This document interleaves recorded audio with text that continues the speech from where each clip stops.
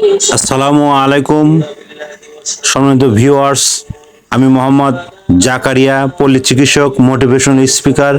আজকের আলোচনা করব আপনার পুষ্টিহীনতার অভাবে কি কি রোগ হয় বা পুষ্টিতে ক্ষতি হলে আমাদের কি কি লস হয়ে যায়, বা আমাদের সেল কোষ, এই যে হাতের বিভিন্ন এগুলো সার্বিক বিষয়ে সেল কোষ বা পুষ্টি নিয়ে আলোচনা করব।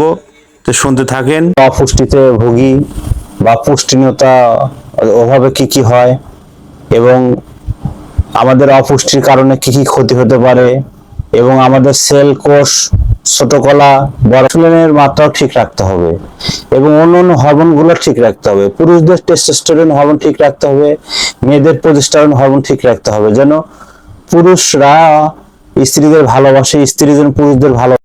সম্মানিত ভিউয়ার্স, আমার এই চ্যানেলটা বিরাজ মেডিকেল লিখে সাবস্ক্রাইব করবেন এবং আমাদের স্বাস্থ্য বিষয় নিয়ে আমি আবার আসবো।